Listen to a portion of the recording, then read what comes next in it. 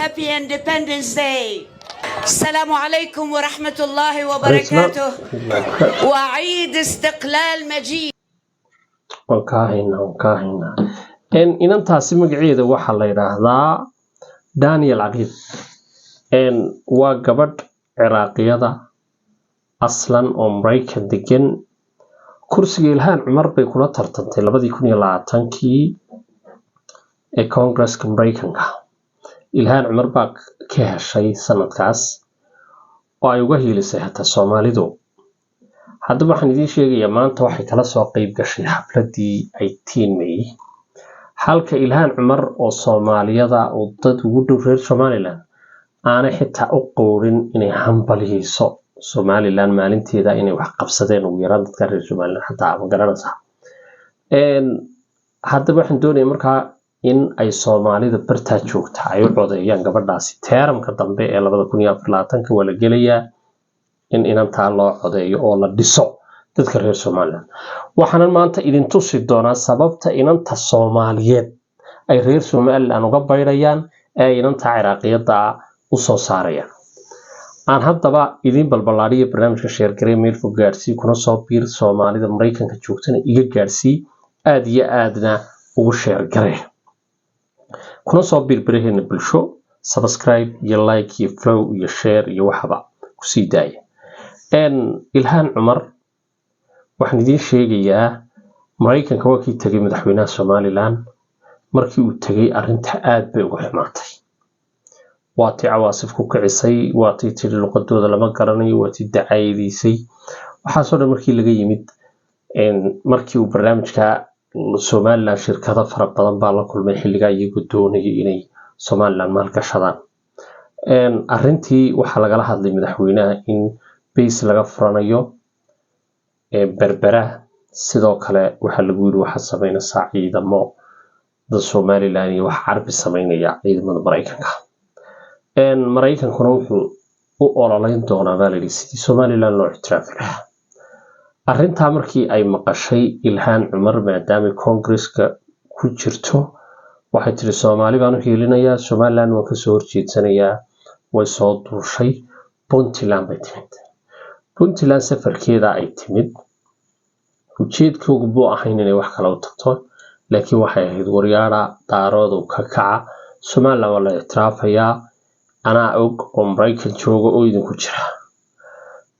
dani baa lala kulmay arintii waxa loo gudbiyay farmaajo iyo groupkii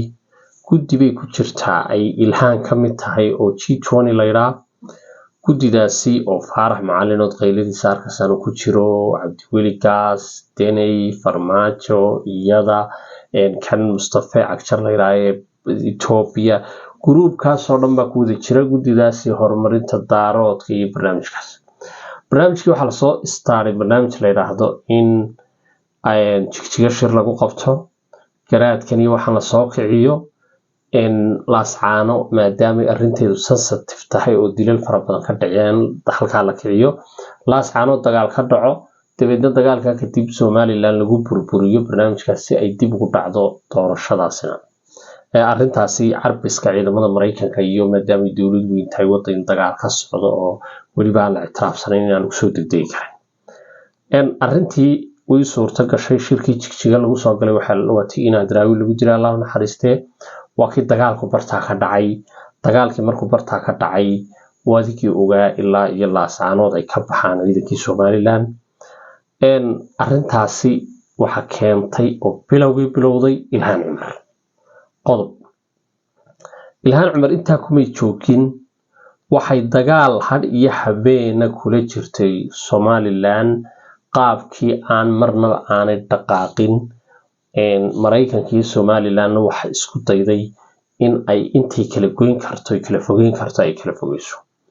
Congress qof ku jira awood fara badan buu leeyahay waliba xisbigeena imika oo haysta wadanka aan soo daandago markii MOU-ga ama Somaliland iyo Ethiopia ay wada saxiixdeen heshiis safgarad Ilhaan Cumar way sayn kari weyday wixii ay caloosha ku haysatay ay dhaqaaqay waxay tiri muuqaalkii aad wada daawateen ee iyaduna khatarta ku gashay ayay samaysay oo tiri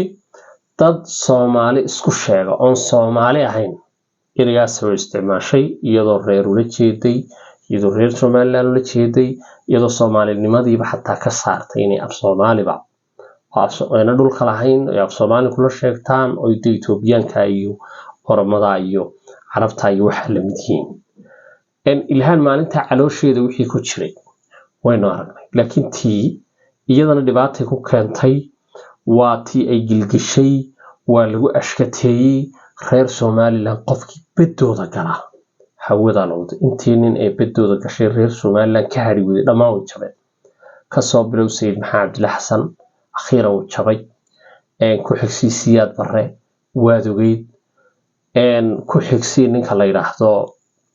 niman fara badan baa jiray oo qadiyadahaas in badan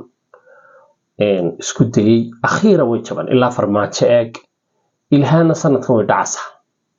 waana tagaysaa